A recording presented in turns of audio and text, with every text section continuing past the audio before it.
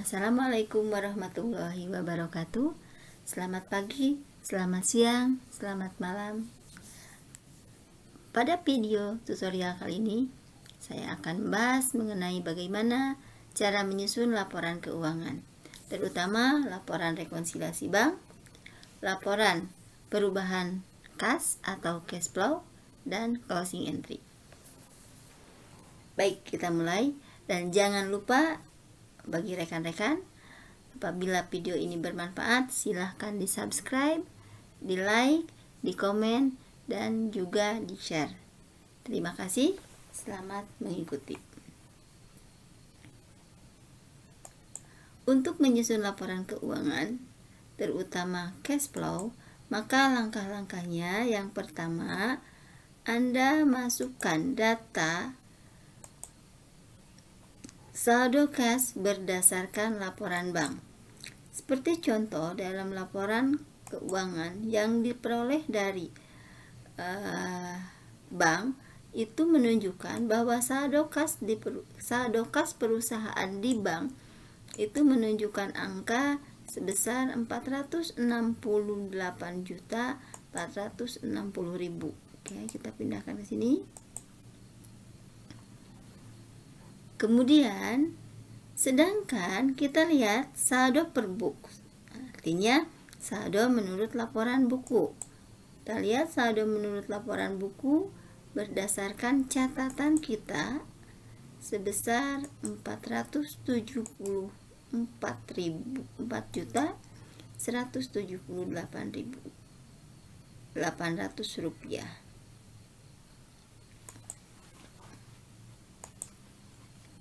Kita masukkan ke sini.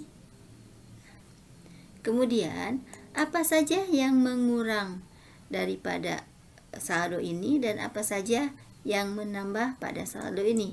Oke, kita lihat di jurnal penyesuaian. Jurnal penyesuaian, Anda lihat satu yang mengurang, yang menambah dulu ya. Yang menambah adalah pendapatan bunga, interest income, sebesar 3.500.000. Saya copy dulu ini biar cepet ya.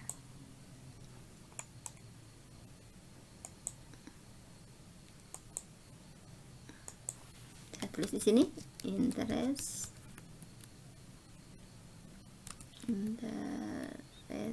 income. Kemudian yang mengurangnya, kita lihat ada beberapa hal yang mengurang daripada kas perusahaan ini. Di antaranya ada ini, kita masukkan semuanya. Saya copy aja ya biar cepat.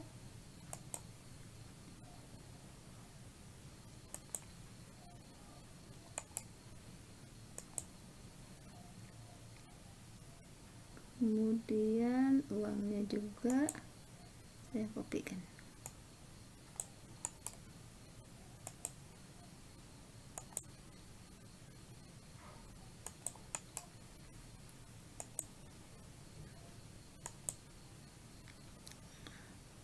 Oke, kita lihat sekarang jumlahnya berapa.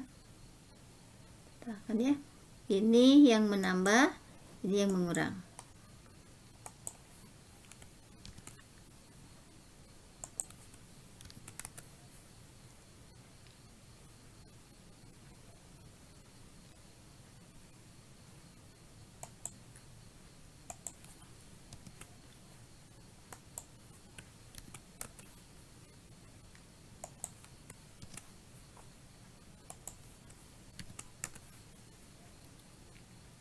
Nah, kita lihat, totalkan.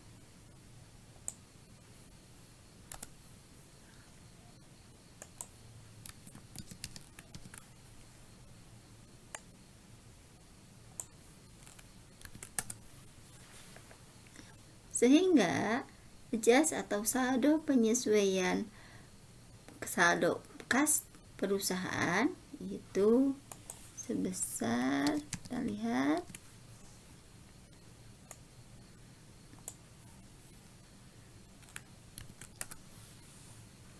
sama dengan yang atas. ya. Itu untuk penyusunan rekonsiliasi bank. Kemudian langkah kedua adalah untuk menyusun yang namanya cash flow ya. Nah, untuk menyusun cash flow, langkah yang pertama Anda harus perhatikan bahwa cash flow ini adalah laporan mengenai arus kas masuk dan arus kas keluar dalam satu periode akuntansi. Adapun arus kas ini, pengeluaran atau kegiatannya terdiri dari 3 macam. Yang pertama adalah arus kas dari aktivitas operasi. Yang kedua, arus kas dari aktivitas investasi. Dan yang ketiga, arus kas dari aktivitas pendanaan. Sedangkan untuk penyusunan cash flow sendiri bisa menggunakan 2 metode, yaitu metode langsung dan metode tidak langsung. Nah, yang digunakan dalam hal ini adalah menggunakan metode langsung. Metode tidak langsung. Kenapa menggunakan metode tidak langsung? Kalau menggunakan metode langsung, itu Anda harus ngambilnya dari laba. Nah, apabila mengambil dari laba, maka Anda harus membuat jurnal penyesuaian lagi. Nah, daripada seperti itu, lebih baik Anda mengambil metode atau menggunakan metode tidak langsung, yaitu dengan cara Anda melihat saldo atau jurnal penerimaan dengan jurnal pengeluaran kas, cukup itu saja, dan ditambah dengan jurnal penyesuaian, karena ada hal-hal yang menyangkut kas di jurnal penyesuaian. Baik, kita coba contoh yang kemarin kita buat ya, dari contoh yang soal kemarin. Kita lihat yang pertama adalah saldo kas.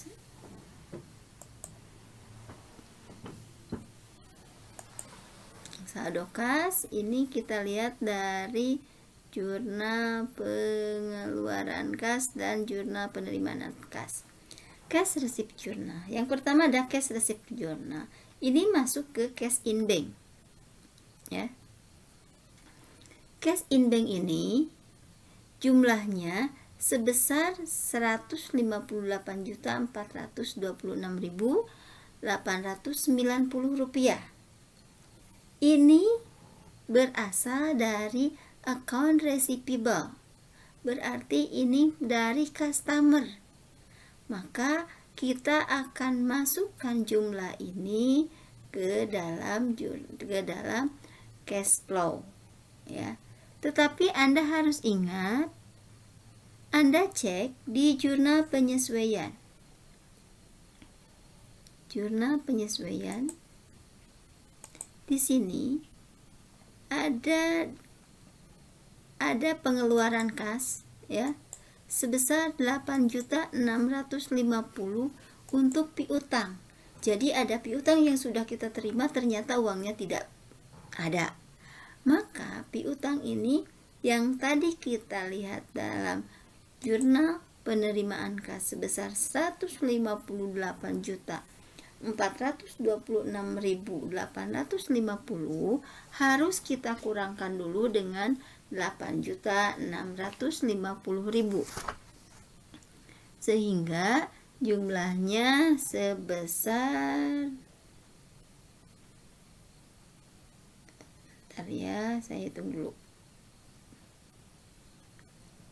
158.426.890 dikurangi 8.650.000, maka jumlahnya 149 juta. Anda masukkan ke sini from customer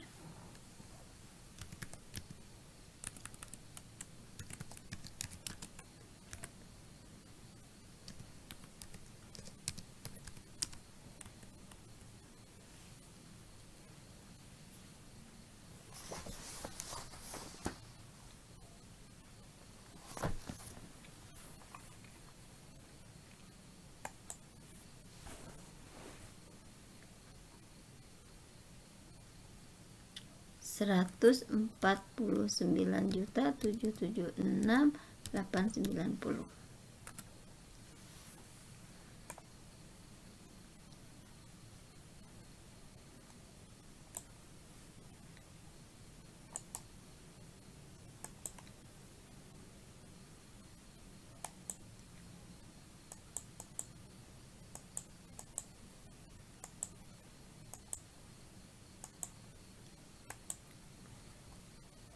Kemudian selain itu juga di jurnal penyesuaian atau di general journal ini ada penerimaan bunga sebesar 3 juta. Maka kita masukkan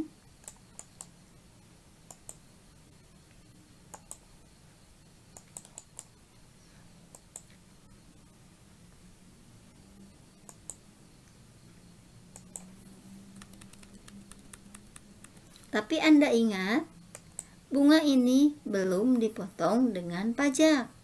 Maka yang masuk ke sini adalah yang sudah dipotong dengan pajak. Pajaknya 400 ya. Sehingga kas yang diterimanya sebesar 3.111.000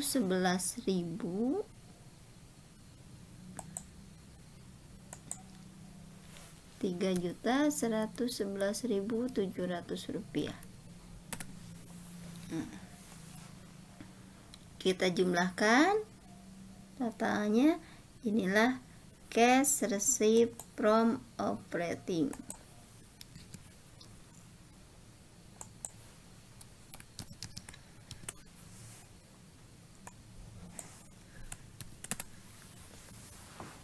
Sebesar 153. Kemudian yang berikutnya adalah cash payment. Cash payment journal ini berarti Anda tinggal cek di cash payment journal. Oke, kita lihat cash payment journal. Nah, ternyata banyak biaya-biaya yang kita keluarkan. Ada biaya sewa, ada bayar utang, ada pembelian kendaraan. Nah, Anda harus bisa memisahkan mana yang masuk ke dalam cash operating maupun ke cash financing dan ke cash investing. Contoh di sini, pembelian kendaraan ini jangka panjang, maka ini dikategorikan sebagai cash investing.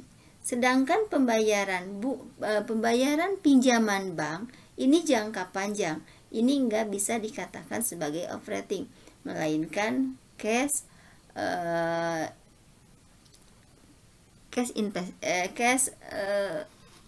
financing. Nah, oleh sebab itu kita akan bagi ini menjadi 3 macam. Ada cash operating, cash investing, dan juga cash financing. Oke, kita lihat satu-satu. Kita masukkan satu-satu. Misalkan ini sewa masuk ke operating.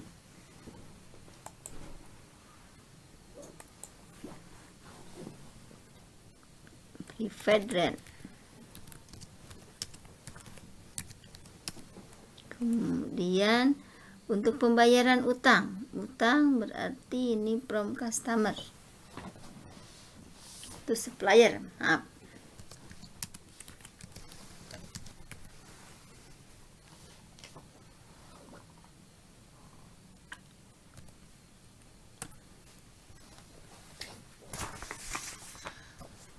Kemudian accurate juga kita bayar ya.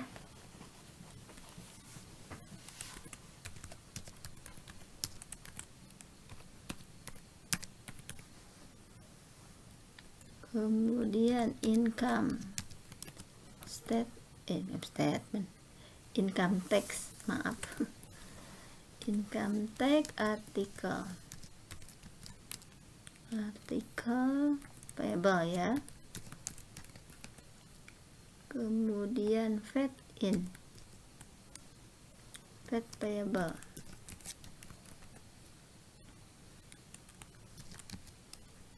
Income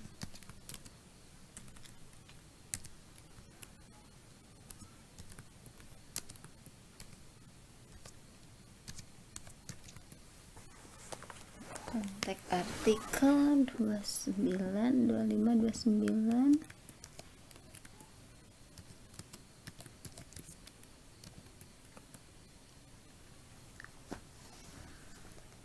Other operating expense.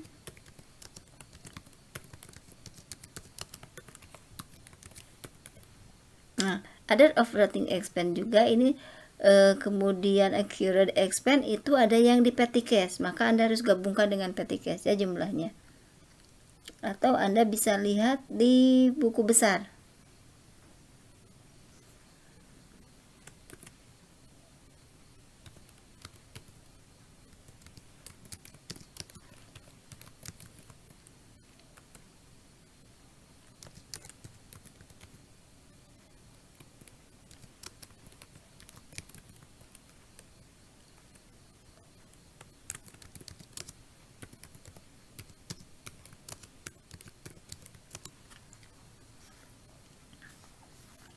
Silakan jumlahnya Anda masukkan satu persatu.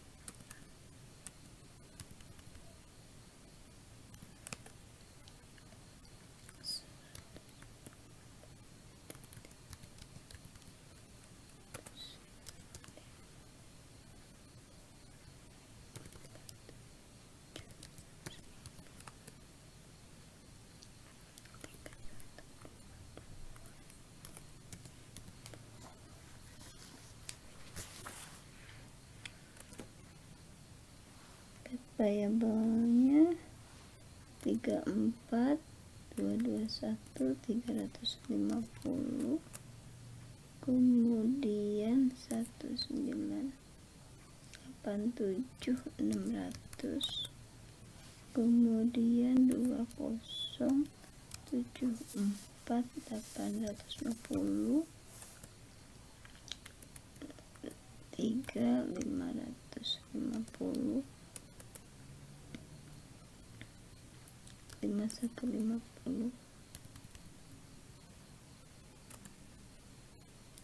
dan 176 450. Kemudian Anda jumlahkan, dan ini sifatnya mengurang.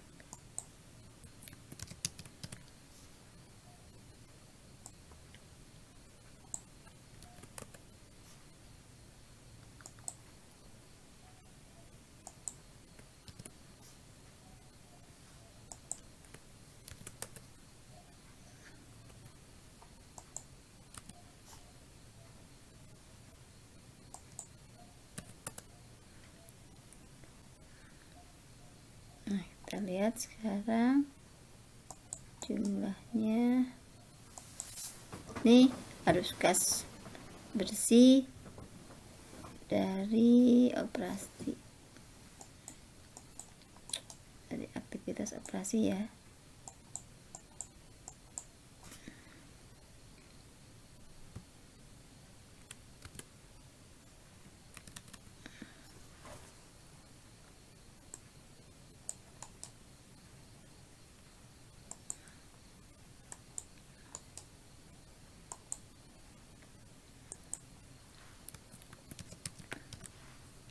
Yang atas kurangi yang bawah, maka saldonya minus. Nah, ini kemudian kita langsung lihat arus kas dari investing. Arus kas dari investasi kita hanya beli tadi, kalau nggak salah hanya beli automobile ya. Nah, kita lihat automobile. Maaf udah salah, berarti akuisisi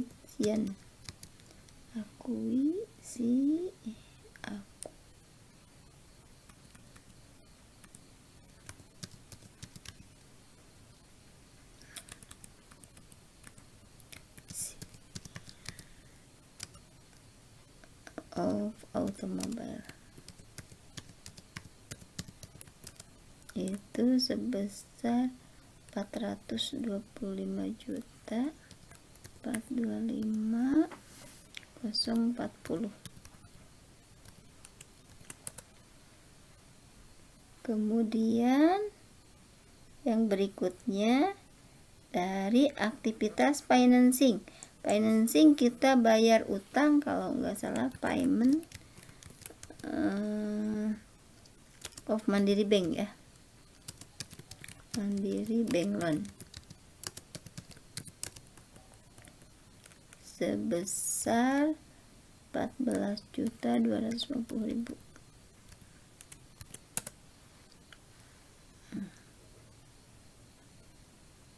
Kita lihat keseluruhan penambahan atau pengurangan ya.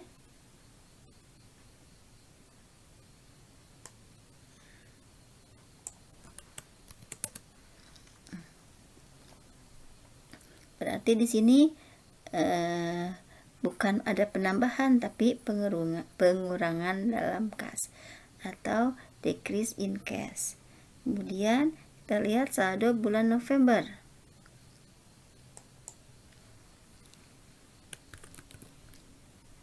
Cash at November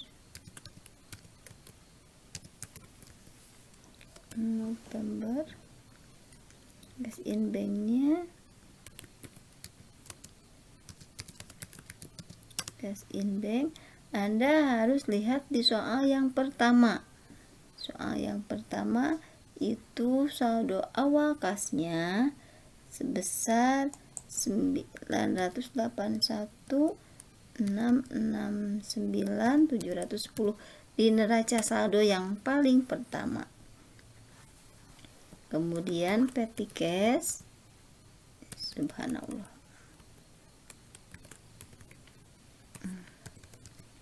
petty cash besar 36.554.375.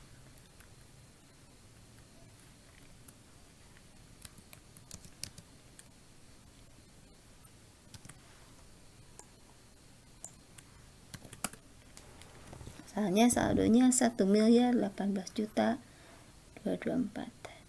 Kemudian sekarang kita lihat ini saldo bulan November.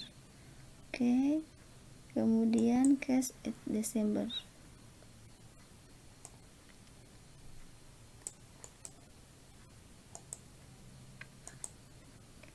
Nah, yang Desember kita lihat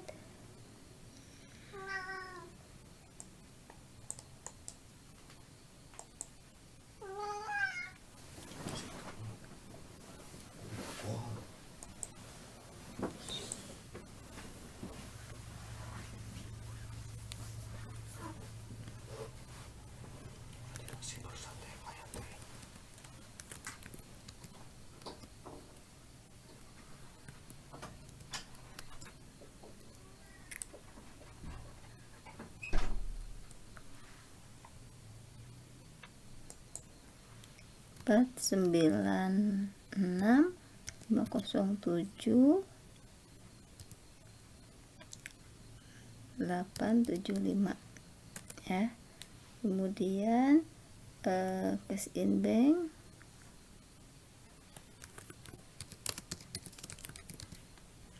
subhanallah,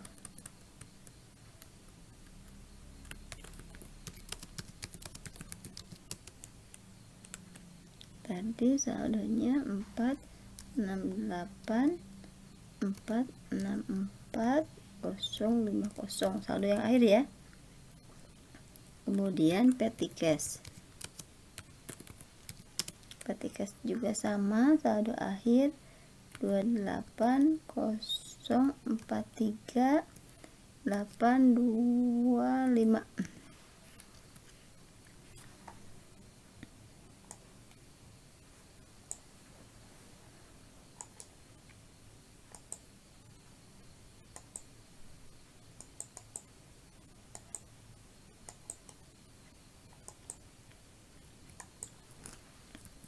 Jumlahkan.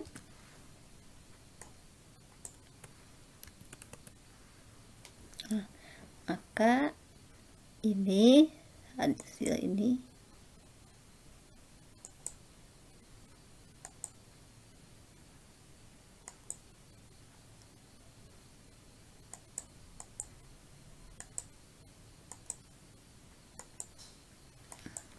sama jumlahnya ya, 496.507.875.